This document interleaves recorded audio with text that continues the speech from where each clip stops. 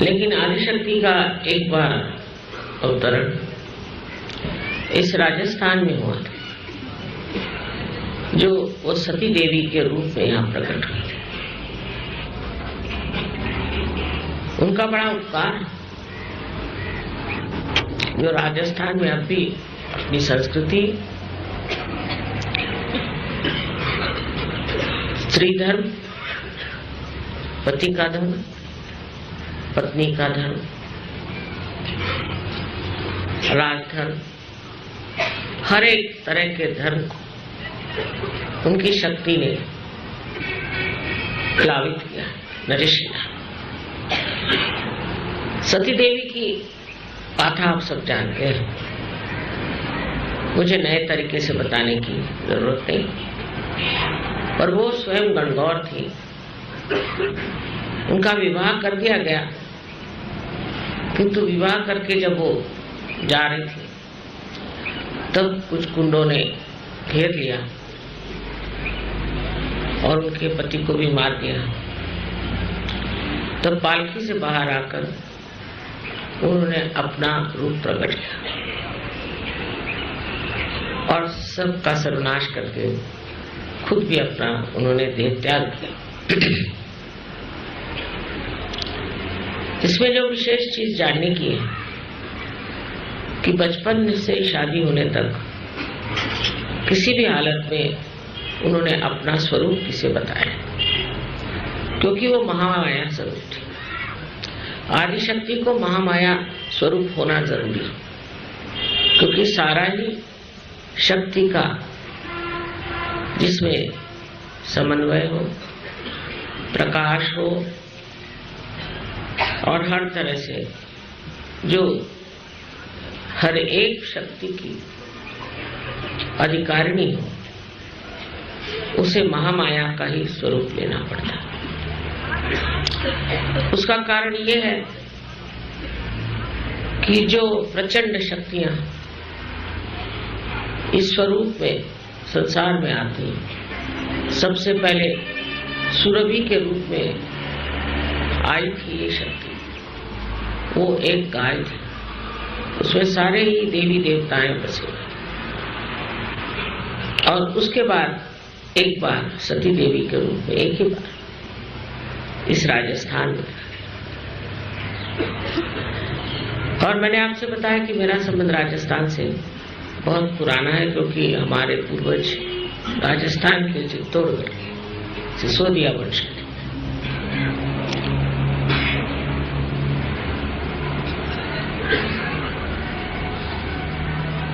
आदिशक्ति की अनंत शक्तियां हैं और ऐसी कोई शक्ति नहीं है जो उनके पास नहीं। लेकिन उन शक्तियों को छिपा कर ही रखना पड़ता है। उसके दो कारण। एक तो कारण ये कि लोग अगर जान जाए ये आदिशक्ति है तो हर प्रकार के लोग उन पर प्रहार कर सकते हैं, क्योंकि ये लोग सब बिल्कुल दुष्ट है, जाहिल है और परमात्मा के विरोध में खड़े हो। भगवान के नाम पर पैसा कमाते हैं और उसका दुर्व्यवहार करते हैं। ये सारे ही लोग अगर जान जाए कि आदिशक्ति संसार में है तो या तो भाग खड़े हो जाएंगे या सब जुट करके ये कोशिश करेंगे कि किसी तरह से आदिशक्ति का कार्य इस कलयुग में हो न पाए। उसके लिए बहुत जरूरी है कि महामाया का स्वरूप लेंगे।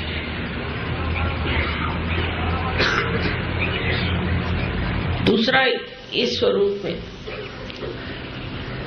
एक बड़ा गहरा काम, सूक्ष्म काम करना है जो कभी भी किसी ने आज तक नहीं किया, वो है सामूहिक चेतना। सामूहिक तो थोड़ी छोड़िए, एक ही आदमी को पार कराने में लोगों को सालों लग जाते।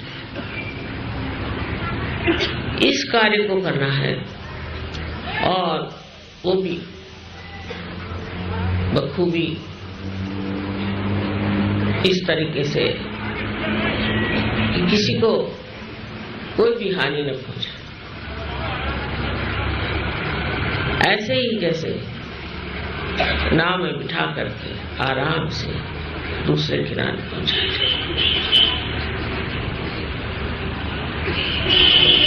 मैंने कल भाषण में अपने बताया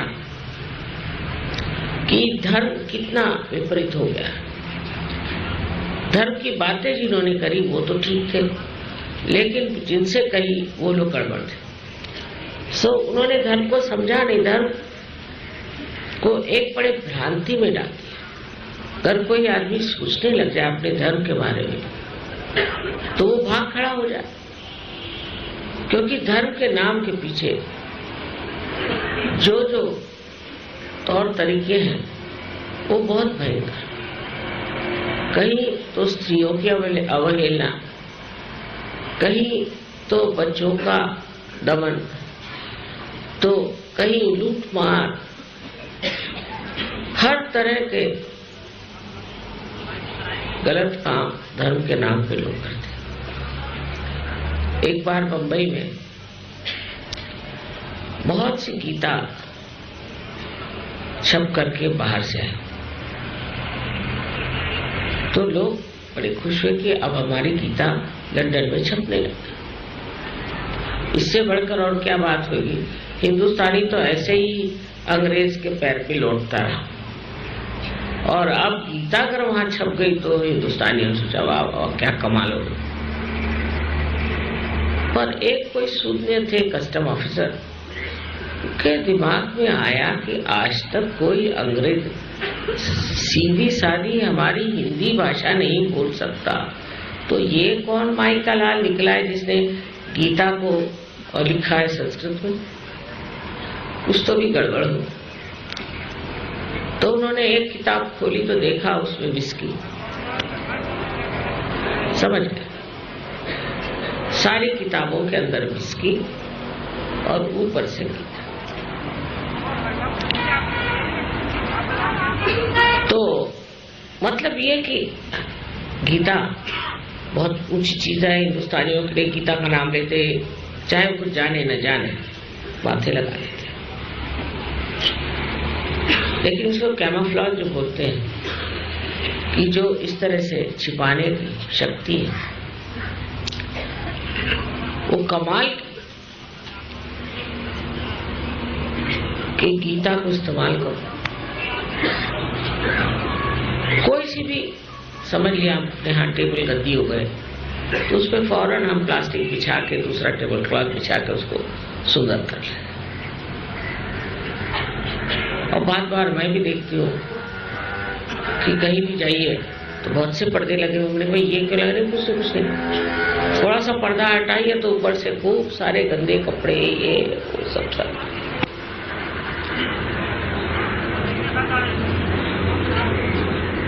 ऐप छुपाने की भी हमारे महामाया शक्ति में एक बहुत बड़ी खूबी है, क्योंकि ये लोग कहां से तो सीख के आए होंगे,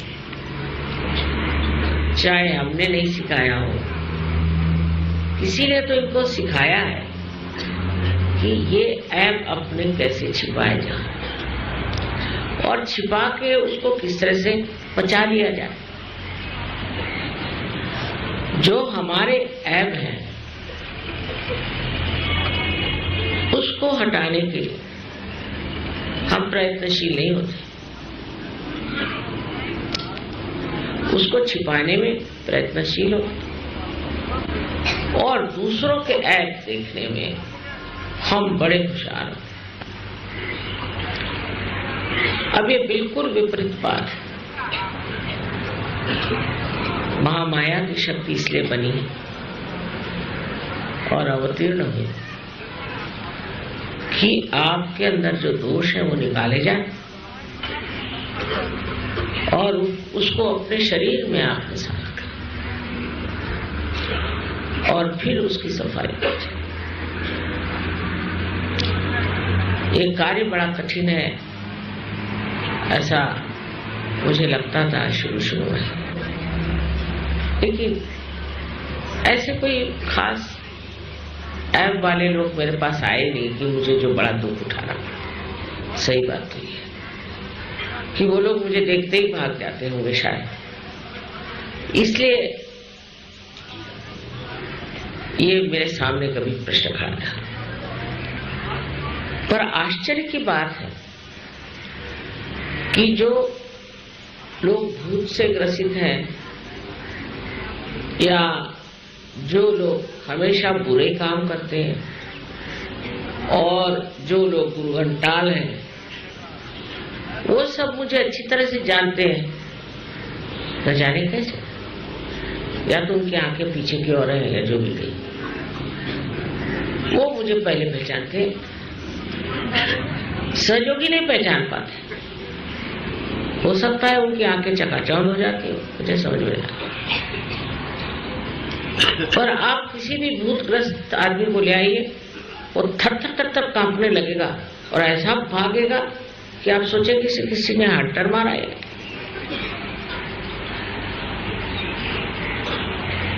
लेकिन सहयोगियों का ऐसा नहीं,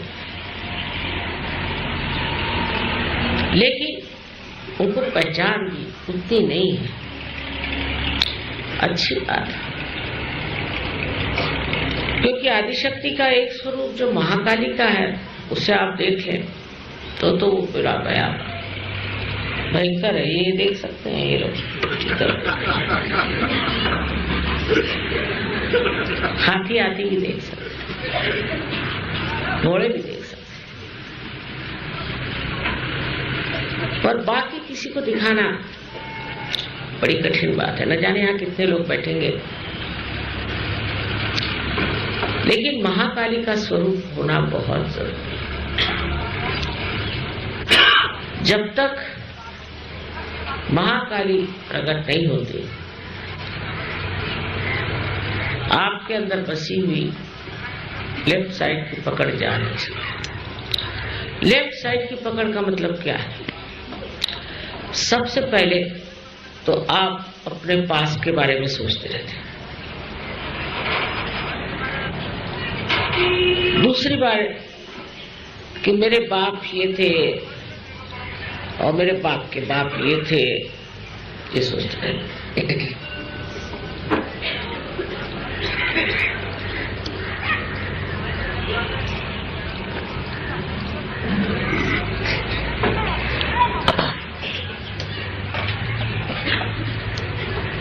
नसीब है उनको अपना पूर्व जन्म याद नहीं आता, पर पूछेंगे माँ मैं पूर्व जन्म में कौन था। अब मैं, एक साहब ने मुझे बहुत तंग किया, मैं पूर्व जन्म में कौन था। फिर मैंने कहा देखो बेटे, मैं तुमको नहीं बता रही हूँ, इसका मतलब कुछ गड़बड़ी है। क्यों मुझसे पूछ रहे? इस जन्म में अच्छा है तुम मेरे साथ हो, क्यों मुझे बार बार पूछ रहे हो कि मैं पूर्व जन्म में कौन था? उससे तुम्हारा क्या लाभ होने वाला? नहीं, मतलब मुझे लगेगा अच्छा अगर मैंने कहा कि तुम पूर्व जन्म में जयपुर के महाराजा थे, समझ तो तुमको गद्दी मिल जाए, वहां जाओ तो वहां भगा देंगे सब। तो पूर्व जन्म की बात क्यों करते हो? क्योंकि मुझे एक ज्योतिष ने बताया था कि मैं पूर्व जन्म में कहीं का राजा था।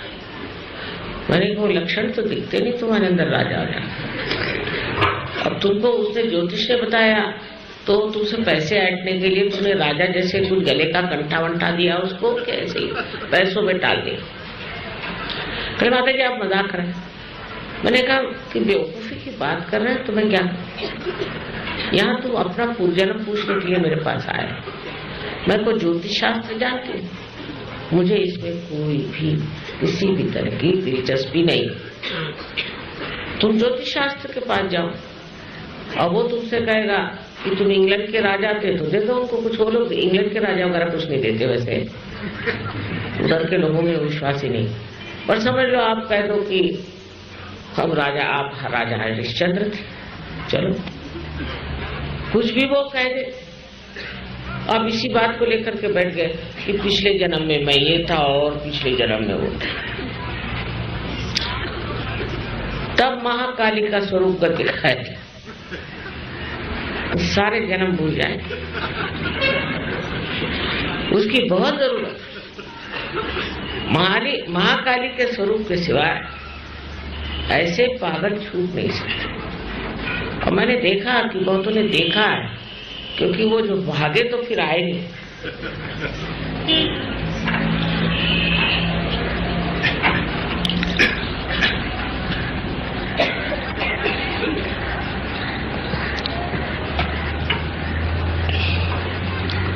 फिर उन्होंने सामना नहीं किया मेरा।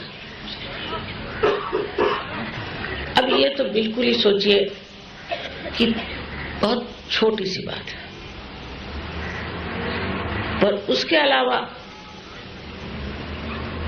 महाकाली की जरूरत है कि जिन लोगों को ये गुरुओं ने भूत लगा दी।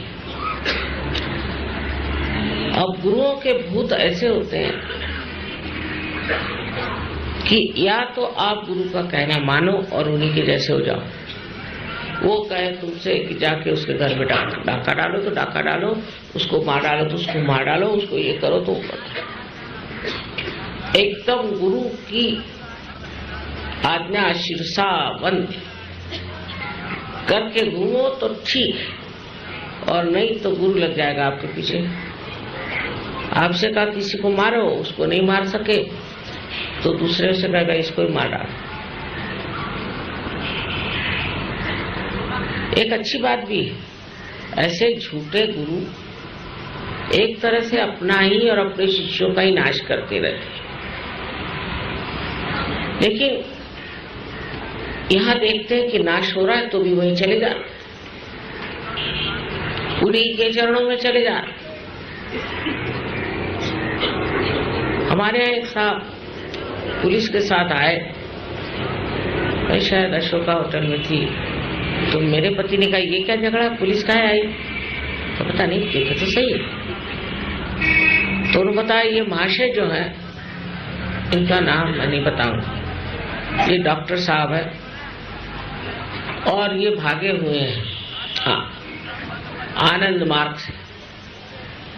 तो कहले आपको आश्चर्य होगा माँ, ये आनंद मार्ग के बड़े भारी प्रचारक थे, दुनिया भर में घूमे, खूब पैसा कमाए, और फिर इनके गुरु जो थे वो इनको अपना आद्य शिष्य मानते थे। फिर हुआ क्या, तो ये कलकत्ते में देवी के मंदिर में जहाँ बकरा काटा जाता है, ये बात तो क्या, वो बकरा इसलिए काटते देवी के सामने कि उसके अंदर भूत डाल करके, और जो भूतग्रस्त है उसका भूत उसमें डाल करके उसको उस भूत से छुटकारा। हम लोग तो नींबू पे ही उतार देते, वेजिटेरियन अपना सब काम,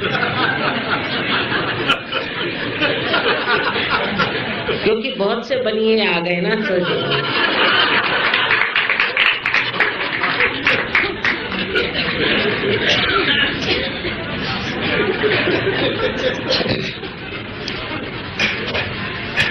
सो नींबू को काट करके निकल जा भाग। तो ये जो भूतग्रस्त लोग हैं, इनके भूतों को महाकाली दिखाई देती, वही रूप दिखाई, और थर थर थर थर कांपते ऐसे। अब कोई कहेगा कि ये क्यों थर थर कांप रहा है, और अनेक तरह के भूत लग जाते हैं। पर आश्चर्य मुझे लगता है कि ईगो का अगर भूत लग गया, उनको भी महाकाली का रूप दिखाई देता। अब पूना का किस्सा, पूना में एक प्रोग्राम हो रहा था, तो उन्होंने कहा कि हाँ माता जी तो ब्राह्मण नहीं है, तो हमारे यहाँ तो प्रोग्राम नहीं हो सकता, तो ब्राह्मण होगा वही आएगा।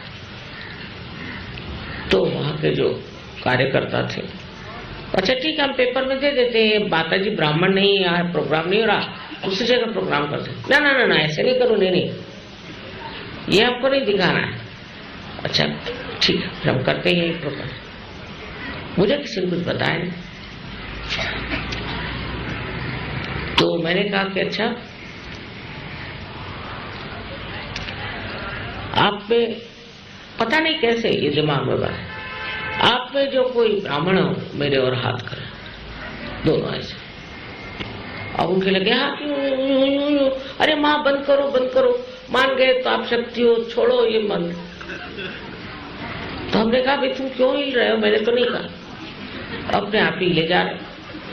मैंने कहा क्या तुमसे हिलने को, मुझे क्यों कह रहे हो, तुम ही रोको। रुकता ही नहीं ना, करे क्या।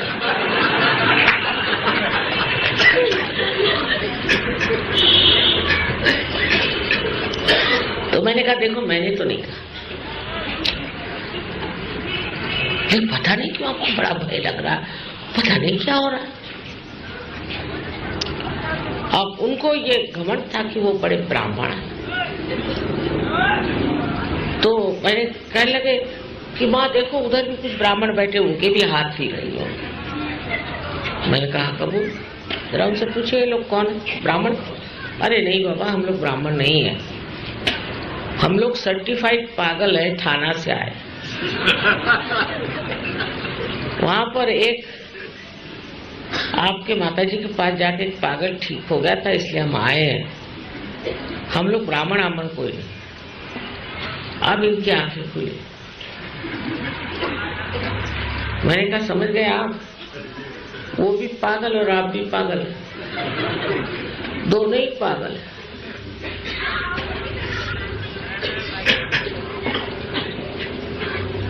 तब उनके हाथ छूटे। शुरुआत में तो बहुत ज्यादा महाकाली का प्रकार था, कुछ समझ में नहीं आता था कि ये महाकाली जी अब अपना प्रताप कुछ कम करे तो मैं दूसरे भी काम करूं। पूना में तो ये हाल हो गया कि मेरी एक नीस है, उससे मैंने कहा कि खंडिया ले आओ किसी के। तो बाजार में गई कि भाई 1 रुपए की हंडी 10 रुपए बिक रही। तो उसने कहा इतनी महंगी कैसे हो गई, 1 रुपए की 10 रुपए में। वो कहा कोई माता जी आई है, वो हंडियाओं पे अंगाती, हंडियों पे हंडिया सब बिक गई, ये सब लोग हंडिया लिए चपल। मैंने कहा पूना में इतने भूत, बाप रे, कुछ समझ ही नहीं आता। मैंने कहा हंडिया लेके आओ, नींबू लेके आओ, तो बैठो। और जो नहीं लाए उनकी आंखें लगी घूमने, वो लगे घूमने। मैं तो उठ के चली गई। मैंने कहा भाई मेरे सारा यहाँ भूतों का जमघट, जो लोग हंडिया लेके बैठे थे वो तो कुछ ठीक थे, और बाकी के जो थे वो खड़े होकर के हूँ हाँ नहीं करने लगे। तो मैंने कहा कि भाई ये अगर महाकाली की शक्ति कुछ कम हो जाए तो अच्छा। अब ये एक चीज ठीक करने के बाद दूसरे आ गए। माने कौन? इसको आप साइकोसोमैटिक कहते हैं, माने कैंसर, ये मस्कुलर, ये वो दुनिया भर की बीमारियां जो डॉक्टर लोग नहीं ठीक कर सकते। ऐसा मानेंगे नहीं, डॉक्टर मानते नहीं, जब तक पेशेंट मर नहीं जाएगा खींचो पैसे। एक साहब किडनी एक्सपर्ट, उनको किडनी ट्रबल हो गया।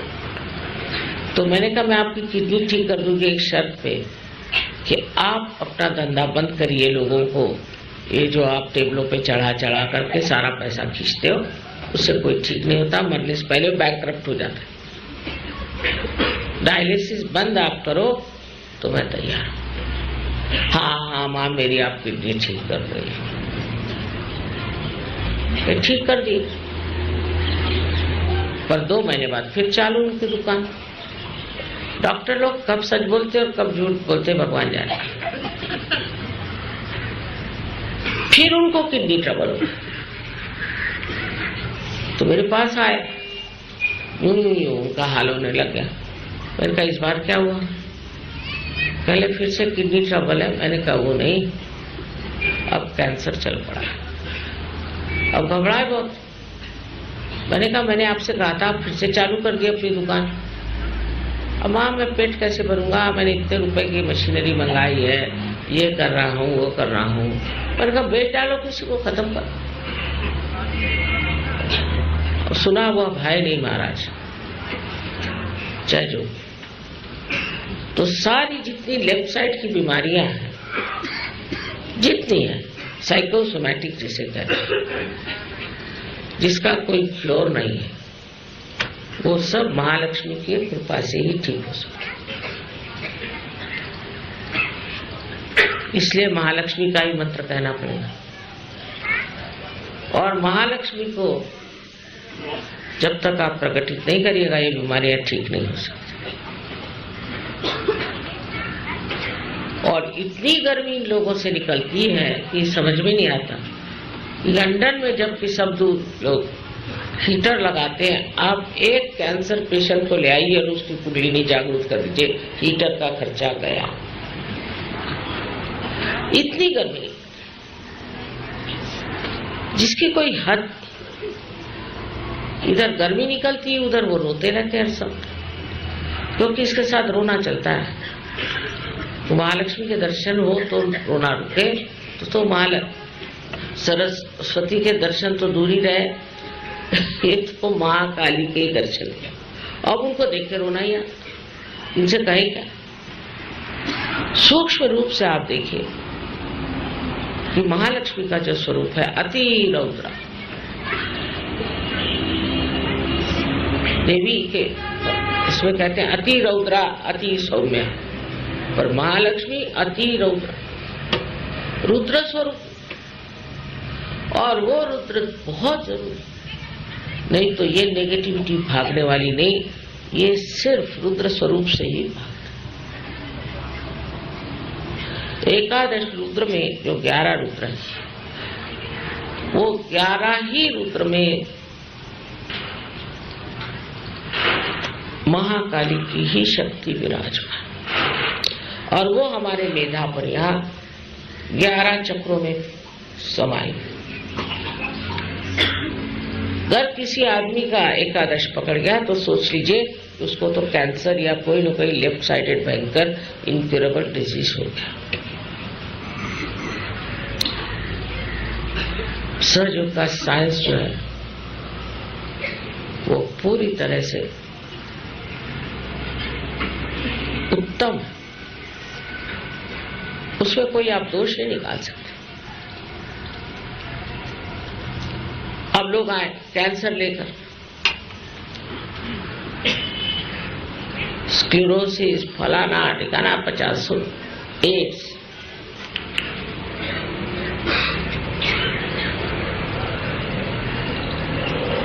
अब कहने लगे कि माँ हम तो कभी किसी गुरु के पास गए नहीं।